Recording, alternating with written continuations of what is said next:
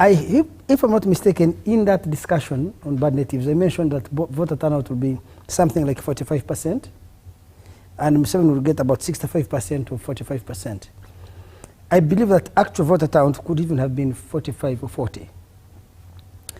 Yeah, because in this election, the opposition, NUP, was very weak and absent on most of the polling stations across the country.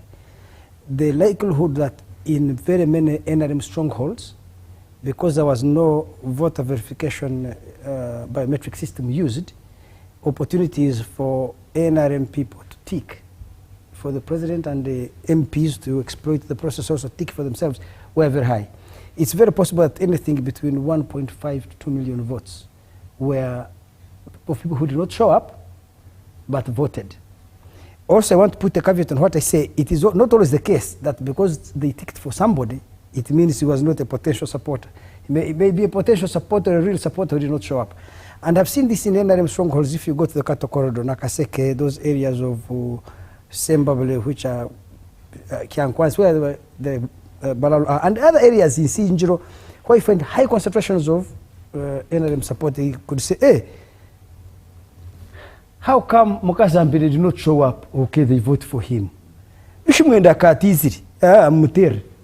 Do you see? They vote for them. It happens so often. That does not reflect a weakness on the part of the rigging party. It reflects overwhelming strength.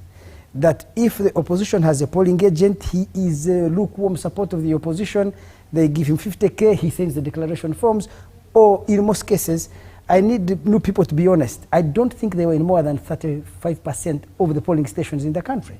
So if you cannot even get a polling agent at a station, how do you expect to get the vote? So that is the first thing, that voter turnout was much less than 52%. I suspect it could be anything between 40 to 45%. In fact, I'm even shocked that Bobi Wine got 2.7 million votes. 24%. Let's say 24.7, which is roughly 25. I want to round up to the nearest tenth. He got 25%. It means that maybe in areas where he's strong also did the same thing. Remember that it is the opposition, people who have been in the opposition can say this, where they're also strong and they have that kind of cultural and political strength, they will take the ballots of those who have not shown up. Maybe Bobi Wine got 2 million votes, Museveni got 6 million votes. Museveni got 7.9, but maybe he got 6. 1.9 are extras. Bobi Wine is 700 or 1 million are extras. But by and large, what you see as the outcome is a sign of the relative strength of these candidates. Now, of course, in Uganda's history, we don't have members of parliament being re-elected. I'm going to do statistics. I've not yet finished them. I was working on them today. How many members of parliament were in the previous house and have been re-elected? What is their share? In the last election of 2021, less than 20% of incumbents were re-elected. We need to find out how many in this were. So the loss of people like Katuntu and Semuju is therefore not surprising. In fact, Katuntu is unique in the sense that there are only 8 members of parliament in Uganda who have been elected 5 times straight. It is Kadaga, Katuntu, Elijah Cooper, Bakabulindi, this man of Remiyaga, who has also lost Chikubo, Okoto Gong, Bright Rwamirama in Isinjiro, who is there is a lady called Namuyanda. She's even a minister, one lady. There are 8 only. It's rare to have a person be elected 5 times in a row. So you will not be surprised that after 5, the only person who beats that record is President Yoweri Museveni. This isn't this his 7th straight win. And so that is one factor. The other factor, of course, I also believe that I had my grandson on my left here and my granddaughter. First of all, Uganda's elections are never free or fair. If you look at the beginning of the election period from 2022 to 2025, the NRM will put so many roadblocks in the way of the opposition to win. they will block them from accessing radio stations, from opening offices, from having rallies in these areas long before elections. So I get surprised that no people complain that they steal their votes on the last day.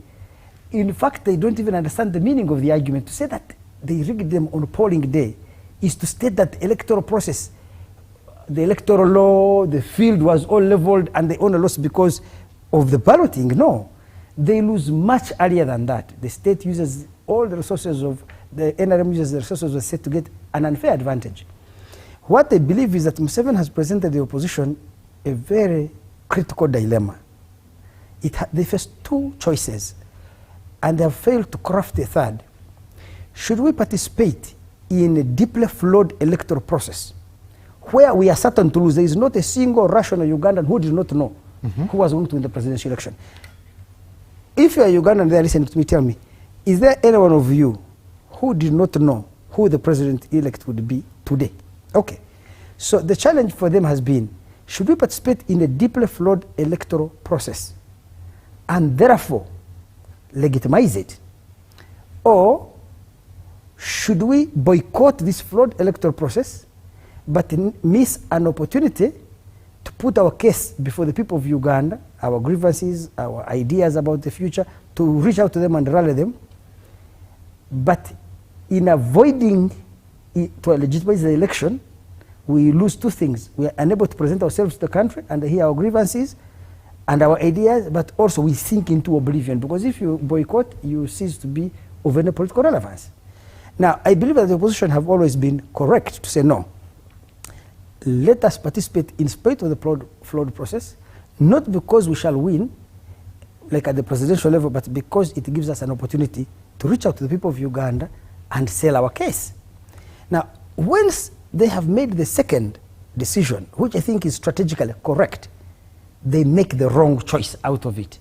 Because if you have now participated and legitimized the process, you cannot turn out like BCJ and finally now Bobi Wine. You know, I once wrote an article, the BCJization of Bobi Wine. I cannot believe that Bobi Wine is walking the very same path of mistakes that BCJ made during his career. Because if you have legitimized the process by participating in it, you are bound by its outcome and you should accept it. None of the contestants can say there is anything Museveni has done in this election of 2026 which he didn't do in 2021, which he did not do in 2016 or 2011 or 2006, 2001 and 1996. If anyone says there's something new Museveni has done, they should come and challenge me. So Museveni's toolkit for every election is known. What surprises and also depresses me is that the opposition's response has been the same.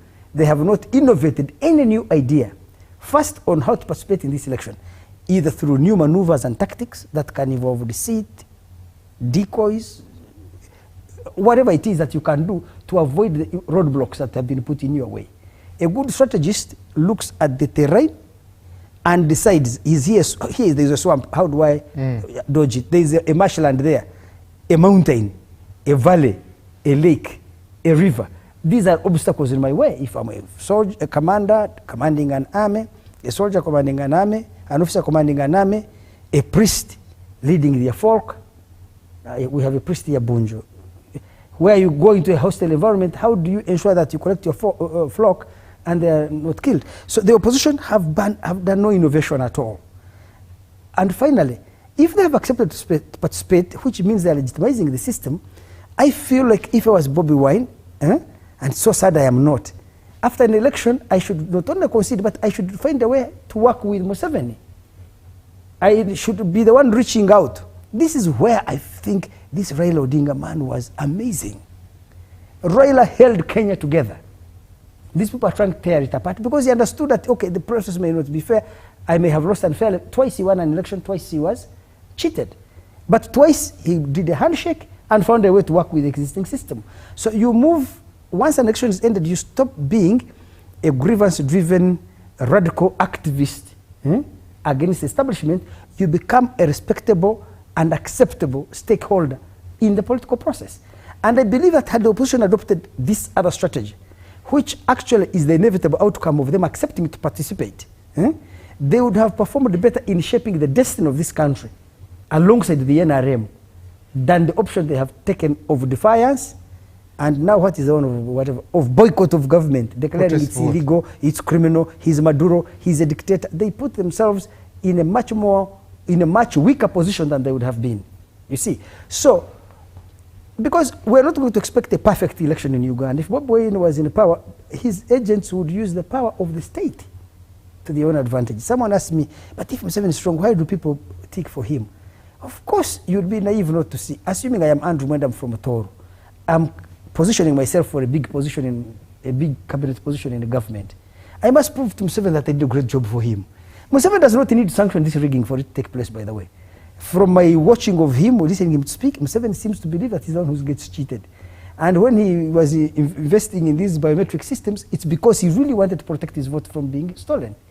What Museveni does not know, and what nobody around him can tell him, is the painful truth that in areas where he's strong, his people, even if he didn't wish to, they want to prove, me in Luka constituency, Muzei, I got for you 95%. Me as the MP, I also got 90%. You can see how strong I am. Because it is those numbers that help you stake a claim on a cabinet position or the influence you exercise in the government. So people do that out of that self-interest. So finally, I see you are getting impatient with my I wanted to boring monologue. you to add to, especially this split of the 26 districts of the Uganda region, 13-13, but also the old tax jumping out. What is the population saying? What are we missing that they're saying, especially with voting out the old tax? So first of all, let me put this way. To answer that question, I think that the worst disaster to have happened to opposition in Uganda was Bobi Wine. See, Bobi Wine moved this country in 2021 and was able to show that you can, NRM does not always rig, really. You can stop NRM rigging. In 2006, Museveni had gotten 12% in Acholi, PSG got 82%. So I used to ask people in the opposition, okay, by 2011, Museveni had grown to 40 in Acholi region when the war ended. If Museveni has unlimited capability to rig, how come you were able to defeat him badly in Acholi, UBSG, and now he's beating you? So the same applies to Bobi Wine. When he comes in 2021, he's able to wipe Museveni out of most of Buganda. Not every part of Buganda, most of Buganda. But Museveni had always won all the districts of Buganda except Kampala and Wakiso.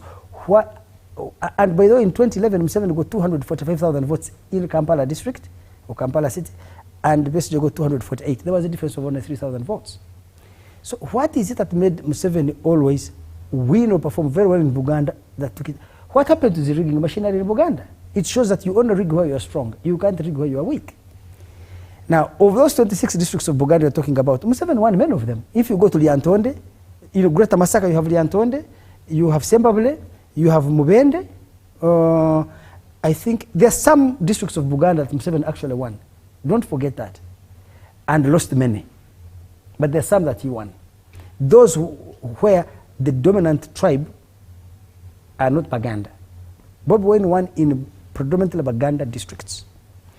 Now, in this election, Museveni did not only win more districts in Buganda, but even those where he lost, his numbers increased. Let me begin with an example of Kampala. Museveni got 126,000 votes, Bobi Wine got 384,000. You could multiply Museveni's vote in Kampala 3 times and you will not reach Bobi Wine's vote. In this election, Bobi Wine fell from 73%. He fell to 64, if I'm not mistaken. No, 60. Because Museveni got 39% of the vote in Kampala. Voter turnout in Kampala fell from 42% to 23%. But of that share, Museveni grew from 23 to 39.7%. Bobi Wine fell from 72 to about 60, actually 59%. So if you're Bobi Wine, you have to ask yourself, what is it that made me perform so well in terms of absolute votes and percentage? This time, Bobi Wine fell significantly in absolute votes. He also fell significantly in the share of votes. You see? So you were asking me, why is there that variance? The first variance is that Museveni had won a couple of districts, but his performance across the whole of Uganda increased. It is simple like where he did not beat Bobi Wine, the margins in the previous election had been very high. But Museveni made a comeback. And there are 3 reasons I can attribute this to. The first and most important is not what Museveni did, but what Bobi Wine did not do. After the election, Bobi Wine went to sleep. Where Museveni, after the election, was trying to reach out to old friends and alliances, to reach out to them, to Mengo, to Rubaga and others, bribe some, cajole others, try to win many and intimidate a few and blackmail the rest. Bobi Wine is sleeping in his bed. I want the panelists here to tell me, do you guys know any activities Bobi Wine had between 2021 and 2025 to endear himself to voters? Instead, he started calling with this guy Impuga. Mathias Impuga. Mathias Impuga is a very powerful politician in Buganda. People underestimate that. And has very strong links with Mengo, which had helped Bobi Wine win. Because of loss of Mathias Impuga, he alienated large sections of the people at Mengo. I don't know whether people followed the radio stations. CBS campaigned actively for Bobi Wine in 2021. Did you follow that? In this election, they were lukewarm. They didn't oppose him, but they never campaigned for him. They never made a strong case for him. So that's a very important platform for mobilization and reaching out to the population, which he lost because he lost Mathias Impuga. So while he was busy wrecking his own house, Museveni was building his. Museveni is president of Uganda and a very powerful man by every measure. He has been in power for 40 years. He has extended enough patronage to buy the loyalty of so many Ugandans. But I see Museveni, this very big man and president, he's not only talking to the cardinal, the kabaka, the archbishop, the sheikh, the mufti, whoever it is, he's also talking to people very low rank, full figure, Kusasira, Kasuku. You know, he's winning them over. You are Bobi Wine. There are people like, let's say, Conrad Nkutu, Wafula Nyangobo, rather Wafula Gutu, Charles Nyangobo, you have Robert Kyagulanyi, you have Augustine Ruzindana, Amanya Msheke. They may not be your supporters. They are bishops. You go to Toro, there is the Emory Mori, you go to Gulu, there is a Ruot, you go to Toro, there is a king or associates of the king. Do you reach out to these people who had powerful social institutions within our society? Have you reached out to powerful politicians who are retired, from whom you can drink from their well of wisdom? Have you reached out to the businessmen? Because you see, when you organize rallies, you alert the state and the state services come and crush you. I felt that Bobi Wine systematically dismantled the loop because poor him, he did not know what to do, and if he knew it, he's afraid maybe of reaching and talking to people. There are intellectuals of Uganda, there are businessmen of Uganda, there are church leaders. There is Pastor Bunjo here. Did he ever come to visit your church and have a conversation with you? You see, so me, I wonder, how are you going to win over Ugandans if you know, we express ourselves through our cultural institutions? So whether it's Mengo, these kingdoms and chieftains, they're very important for you to talk to. Our churches and the mosques, these are very important social institutions. At different levels in Uganda, have a large evangelical movement. And these, what they call Gwempe churches, the Pastor Kayanjas, some of them are allied to Museveni, but why not talk to them? They are intellectuals you can reach to and get ideas. They may not support you, but you can learn a lot from them. They are retired men, great politicians of great stature. Augustine Ruzindana, Dan Sali, Amanya Mshega. Did you talk to, did you do anything? And you expect that you will grow your base. So I feel like Bobi Wine's strategy was, I should keep preaching to the converted. But now in Christianity, you don't only, Jesus said, I did not come for the righteous ones, I came for the sinners, to save those. You see, the guy is so hopelessly out of depth when it comes to politics. And then he has a circle of advisors, like this boy David Rubongoya. They are driven by emotions rather than by rational calculation. Okay. So it is, I think that more than what Museveni did, and Museveni did a lot to block him, it is what Bobi Wine was unable to do. And where he was able to do anything, it was to wreck his own party, disagree, and break up with a certain group of people within his party, like Mathias Impuga, and those weakened him. So he fell in Buganda, largely because he lost Mathias Impuga and many others. I'm sure the Mwanga Kivumbi and the Segonas were no longer enthusiastic about him, and they could not have campaigned for him. And they also anyway ended up losing. But also, many people became dispirited about him. He had lost the novelty effect, but he did not build a new thing that can endear him to the people.